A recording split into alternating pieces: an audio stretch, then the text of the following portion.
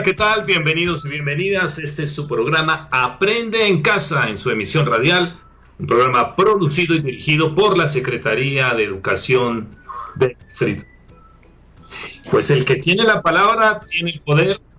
A partir de este pensamiento, en el programa de hoy hablaremos del arte de contar historias, del oficio del narrador, quien rescata su práctica, presente en todas las culturas a lo largo de los siglos y que aún así se mantiene con vigor como parte de nuestra tradición cultural.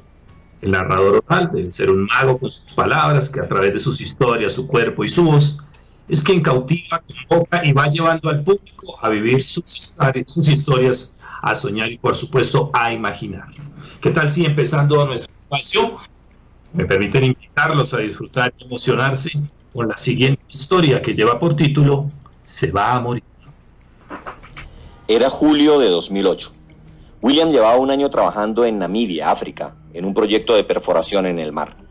El contrato terminó y decidió con su compañero Carlos hacer un viaje para conocer este exuberante país que fue colonia alemana. Organizaron un plan para 7 días, alquilaron un Chevrolet Trooper 960 que era de un alemán llamado Mario. En la parte de atrás llevaban ollas, carpas, colchonetas y todo lo necesario para poder campar un par de días dentro del recorrido. El paseo fue una verdadera aventura. 2 colombianos haciendo una ruta que incluyó la orilla del mar, atravesar el desierto y recorrer el Parque Nacional Etosha para poder ver de cerca sus elefantes, jirafas, cebras y demás animales que se pueden apreciar en un safari. El último día, ya de regreso, se encontraban como a 3 horas de concluir su recorrido en el lugar donde tenían que entregar el carro. Empezaron a encontrarse con turistas en el camino que les indicaban que redujeran la velocidad, que se había presentado un accidente. Al llegar al lugar del accidente había un camión grande tipo safari, con turistas españoles, aproximadamente 30. Estaban acompañados por una médica que les había prestado los primeros auxilios a una pareja de ingleses cuyo carro había rodado en la carretera. La señora tenía una cortada en la pierna que no revestía gravedad, pero el señor sí estaba grave. La médica fue muy clara con William y Carlos. Iba a morir, pues había pedido una ambulancia, pero tardaría 3 horas en llegar y 3 más en ir hasta el hospital. No soportaría 6 horas perdiendo sangre. 1 minuto después, William conducía el vehículo rumbo al hospital. Carlos se había quedado en la carretera cuidando todas las cosas que habían tenido que bajar de la parte trasera del Trooper para así subir al inglés en una camilla. William conducía lo más rápido que podía. Le insistía a la inglesa que mantuviera a su esposo hablando. Así se enteró que habían hecho el viaje para celebrar 25 años de casados y que tenían un hijo que fue quien los motivó a conocer Namibia. A mitad del camino, el accidentado dejó de hablar. William aceleraba más y eso hizo que en algunas curvas el carro se deslizara. La mujer gritaba y decía que disminuyera la velocidad, que por eso había sido el accidente. Ya llevaban más de 2 horas de recorrido y vieron que de una finca salía una camioneta. William le atravesó el vehículo. Se bajó y le explicó al conductor lo sucedido, pidiéndole ayuda para que los guiara en la ruta más rápida para llegar al hospital. El hombre no dudó un segundo en decirle que lo siguiera. En el hospital recibieron al paciente y lo atendieron rápidamente. William llamó al dueño del carro para contarle lo sucedido e informarle que se demoraría en entregarle el carro, pues debía regresar a recoger a su amigo. Mario le informó que Carlos ya estaba en el hotel, que había sido recogido por una caravana de vehículos Mercedes-Benz que estaban realizando pruebas de funcionamiento de un nuevo modelo que pronto saldría al mercado. Al llegar al hotel, William vio a su amigo en la entrada con las ollas, las carpas y los demás utensilios. Al otro día, al pasar por el hospital, pudieron saludar a la inglesa que agradecida les contó que su esposo se había salvado. William y Carlos iniciaron ese día su viaje de regreso a Colombia. En el vuelo reflexionaban en todo lo que había pasado, en cómo no se habían puesto a pensar en el problema en el que podrían haberse metido si el inglés moría en el carro. Ese día se sentían sencillamente satisfechos de haber salvado una vida.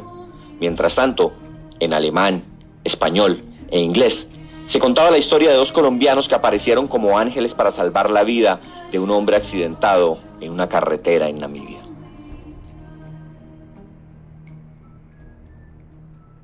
Sobre el tema de hoy, pues nos acompaña Wilson Carreño.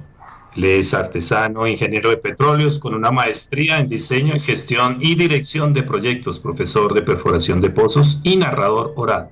Es también miembro de la Red Internacional de Cuenteros y del colectivo de narración oral de la UIS, El Taller. Empezamos nuestro diálogo con nuestro invitado. Wilson, bienvenido a Aprende en Casa. Hola, muy buenos días. Un saludo ahí para toda la mesa de trabajo y para todos los oyentes que están en este momento conectados. Empezábamos nuestra transmisión del día de hoy con una historia maravillosa. Se va a morir. Un muy buen momento para compartir en la mañana de hoy. Así es. Esa es una historia que me regaló un amigo y colega, William Cuellar, el año pasado, y que me gusta mucho porque invita a que cuando podamos ayudar a alguien, no lo dudemos. Muy bien, pero en el pasado la narración oral se usaba para explicar el mundo, para entender y comunicar, para entretener. ¿Qué vigencia tiene hoy en día la narración oral? Digamos que hay varios escenarios para narración oral, hay varios tipos de narración oral. Hay colegas que son unos magos en el escenario haciendo ese tipo de narración que va más hacia lo mitológico y hacia la tradición de los pueblos. Yo lo que he hecho es irme por la línea de contar historias reales.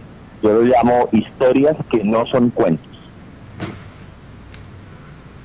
Historias que no son cuentos, muy bien. Pero la narración oral es un arte que exige preparación.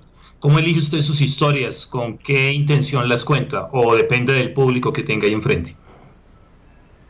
En realidad depende mucho del público. Digamos que normalmente me siento más cómodo contándole a un público que está integrado por adolescentes, jóvenes o mayores. Pero en un par de ocasiones he tenido el reto de contarle a niños.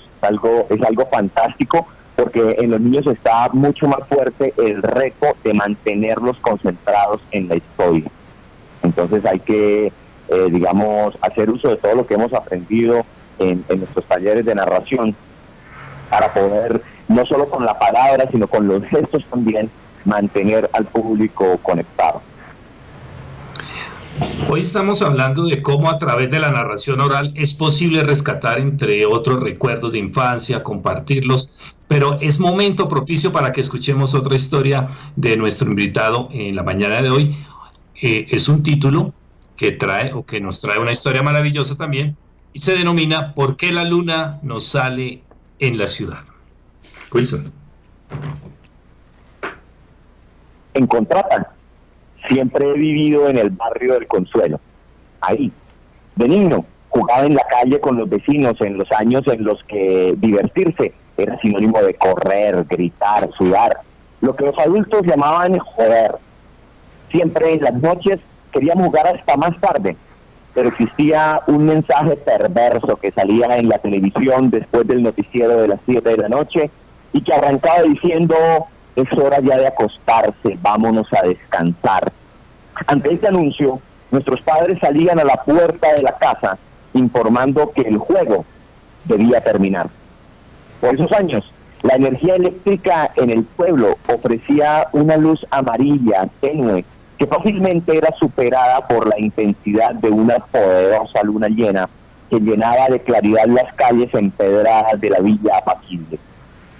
Si contábamos con suerte, y el plenilunio se daba durante los días viernes y sábados, en los que al día siguiente no tendríamos que ir a la escuela, era posible convencer a nuestros padres de ampliar las horas de juego nocturno gracias a la bendita claridad proporcionada por la luna. El primer recuerdo de vacaciones que tengo en mi cabeza era el de ir a Florida Blanca, a la urbanización Bellavista, donde vive mi tía Esther, un espacio completamente diferente al pueblo. Infinidad de torres de 5 pisos con una iluminación nocturna mucho más potente que la que existía por aquellos años en Contrata. Fueron esas torres de apartamentos y la intensidad de la iluminación las que me hicieron creer luego de un par de vacaciones que en la ciudad no salía la luna.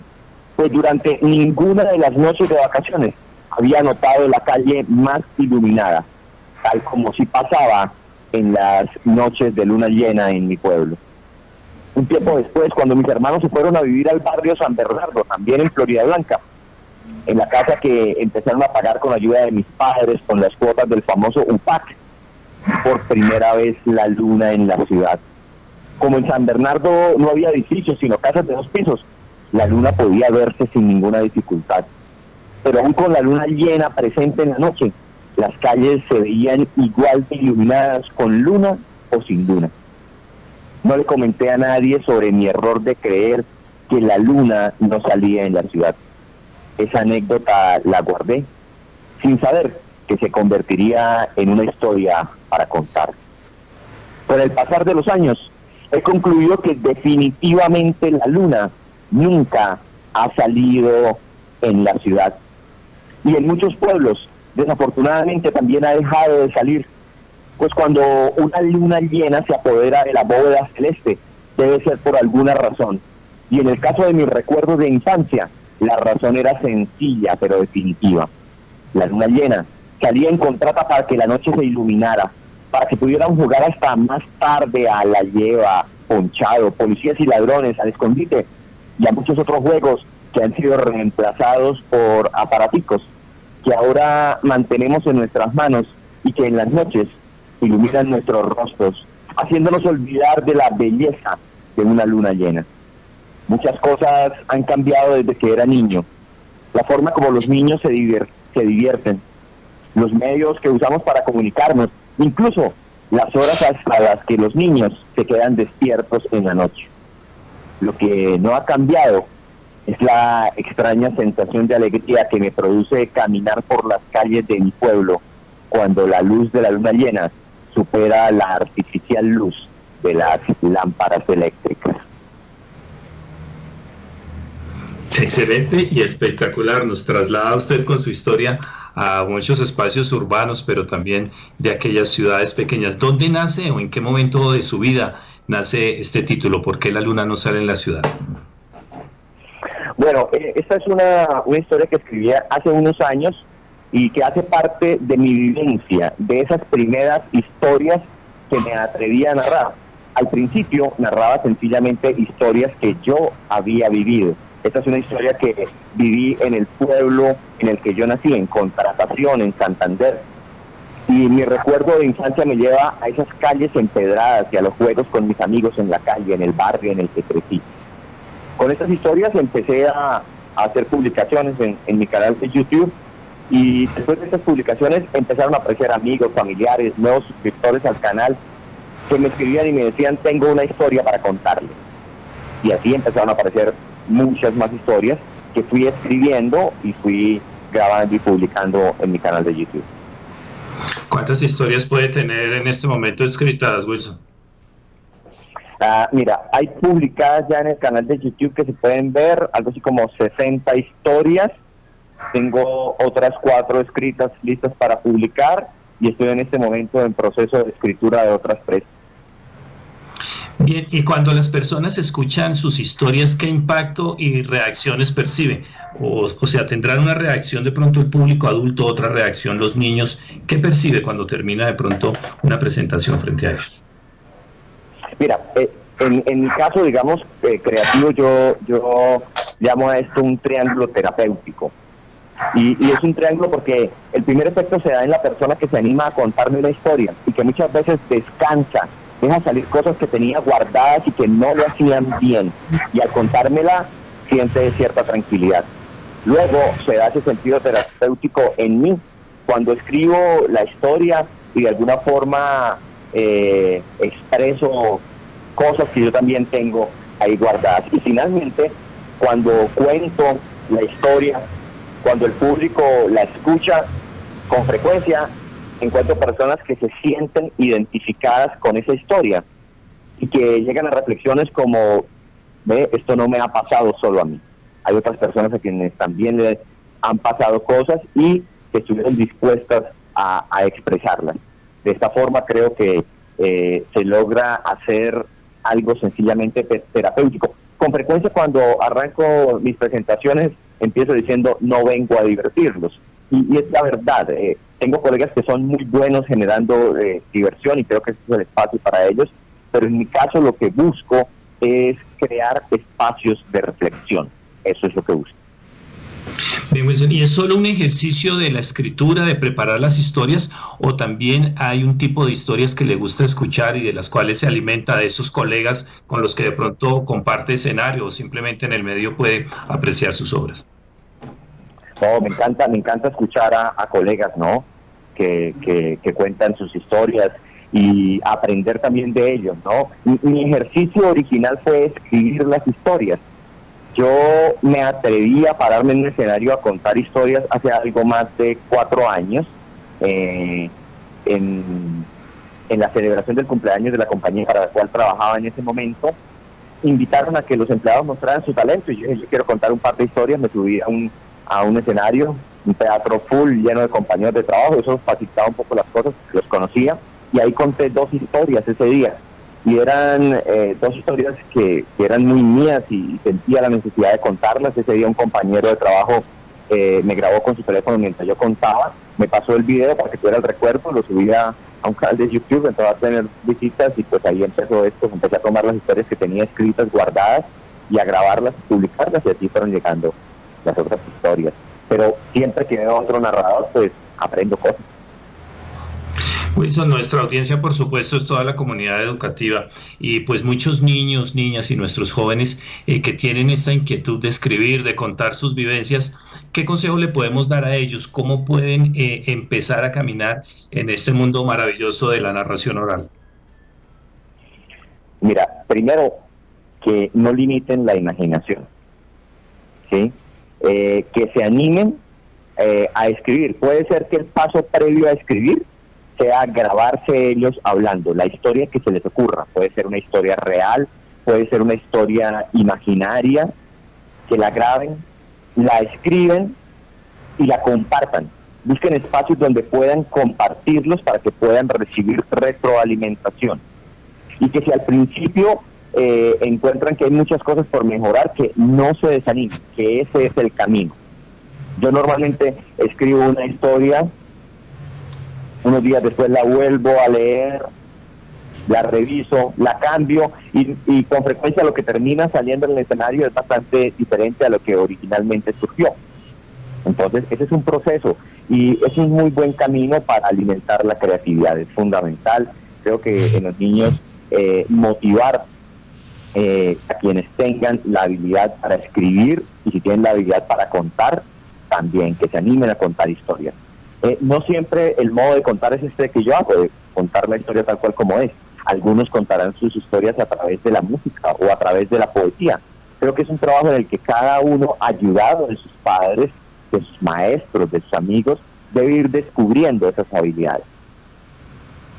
Muy bien, y ha tocado usted un punto importante y vital en toda nuestra comunidad, son los docentes. ¿Qué recomendación le damos a ellos para que también incentiven entre sus estudiantes la cultura de escribir, de contar historias, de resumir en pocos renglones esas historias fantásticas que todos en la vida tenemos?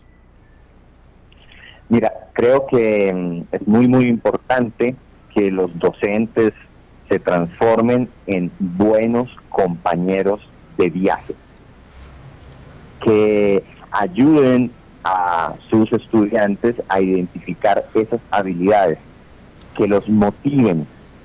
Hay que, sobre todo con niños, hay que tener cuidado en la forma como se les dice las cosas. Una frase, digamos, mal dicha, mal interpretada por un niño puede hacer que este niño se abstenga de escribir o de contar sus historias.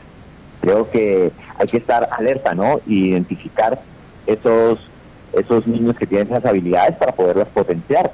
A veces hay que guiarlos, por ejemplo, cuando sabemos de concursos que presenta el Ministerio, una Secretaría de Educación o cualquier tipo de fundación, motivarlos para que puedan presentarse en una de esas, digamos, concursos. Puede aparecer un premio para un niño que se convierta en el detonante que lo dispare a escribir mucho más y a convertirse en un gran artista. Y la recomendación para la familia, que por supuesto hace también parte de ese equipo que puede potenciar el talento de nuestros niños, niñas y jóvenes. Creo que hay que contarles, ¿no? Sobre todo, digamos que en las familias en las que se tiene la fortuna de tener al abuelo, a la abuela cerca, hay que contar hay que motivar también a los abuelos a que les cuenten a los niños esas historias. Mira que la realidad que vivió un abuelo que hoy en día tenga 80 años puede resultar bastante diferente a la realidad que ve un niño hoy en su infancia. Puede contarle esas historias de cuando el mundo se percibía diferente, de cuando había mucho menos conexión, y seguramente a los niños les resultará bastante interesante descubrir cómo era la vida de sus abuelos cuando toda esta interconexión no existía. Wilson, este tiempo que estamos viviendo de pandemia, que solo estaba en la imaginación de nosotros a través de películas y de historias pues de ficción, por supuesto será motivo o insumo para crear muchas historias venideras, ¿no? Esto que estamos viviendo en la actualidad, no solo en la ciudad, en el país, sino en todo el mundo. Claro que sí. Mira, digamos, ya la historia que publiqué el sábado pasado en mi canal de YouTube es una historia que se llama Coronavirus y que nació en medio de esta pandemia. Me la regaló un colega que fue alumno mío hace unos años. Y la próxima que va a publicarse es otra historia también que nació en medio de esta cuarentena. Yo normalmente limitaba mis presentaciones a cuando era invitado a algún escenario a contar algún tipo de festival o de encuentro de narradores, y a mis publicaciones en el canal de YouTube. Pero a raíz de esto de la pandemia, empecé todos los sábados a las 5 de la tarde a transmitir en vivo por mis cuentas de Facebook y de Instagram. Se convirtió en un espacio para compartir, ¿no? Y para ayudar a esas personas que de pronto están en sus casas y que ya no hayan qué hacer, pues tenemos la oportunidad de escuchar historias y de reflexionar alrededor de esas historias. Empecé a hacer algo un poquito diferente a lo que hago habitualmente, y fue leer las historias en vivo tal cual como las escribí, y luego contar la historia detrás de esas historias, de cómo surgieron, quién me las contó o cómo se me ocurrieron a mí, para hacer algo que llamo pues la historia detrás de mis historias. Muy bien, pues Wilson, muchas gracias por acompañarnos en este espacio, que es su espacio. Esperamos tenerlo más adelante acá contándonos muchas más historias. Gracias por estar en Aprende en Casa hoy día. No, muchas gracias por la invitación, y pues siempre que se pueda, será un gusto estar con ustedes en el programa. Muchas gracias a Wilson y a esas historias maravillosas que hoy nos recrean diferentes espacios, diferentes escenarios, todos mágicos, y por supuesto sus recomendaciones para aquella comunidad, aquellos niños, niñas, nuestros jóvenes, también nuestros educadores que pues tienen por allí la intención de iniciar este camino maravilloso de la narración oral.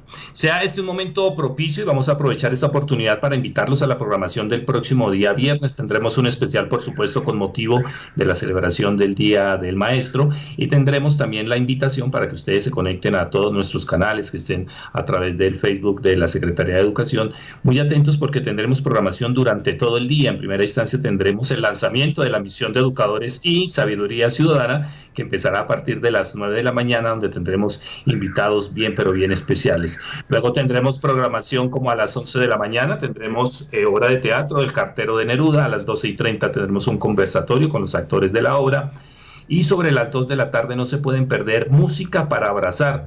Estaremos con artistas como Marta Gómez, Win Perea, Doctor Crápula, César López, Profetas, Nidia Góngora.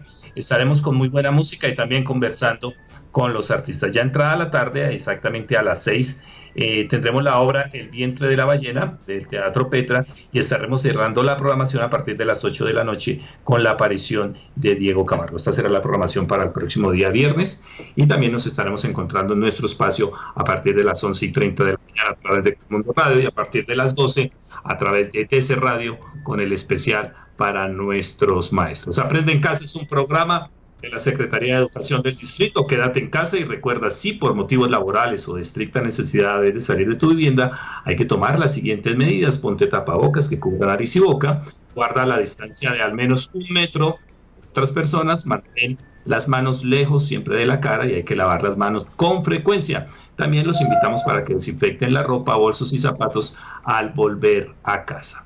Este es un espacio que llega a ustedes gracias a todo el equipo de profesionales de la Secretaría de Educación del Distrito. Agradecemos a todo el equipo técnico de Colmundo Radio, al equipo técnico de DC Radio. Estuvo con ustedes Martín Estrada. Nos vemos el próximo viernes. Un resto de tarde maravilloso. Hasta luego.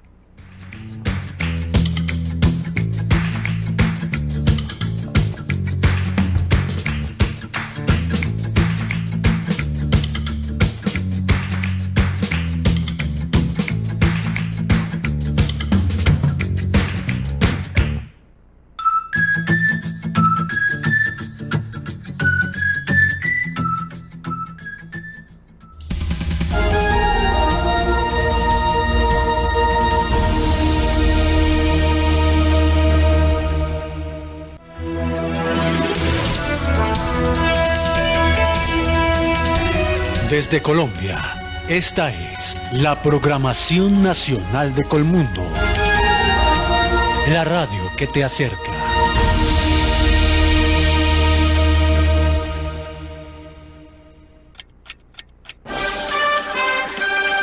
Estas son las noticias de la hora. Retiran a 3 oficiales y 9 infantes de marina por el caso de 3 lanchas que llegaron a Venezuela el fin de semana por el río Orinoco. El gobierno de Colombia anuncia que aumentará la presencia militar en frontera amazónica con Brasil y Perú ante la pandemia del coronavirus. La cifra de contagios de COVID-19 en el mundo sobrepasa los 4.263.000.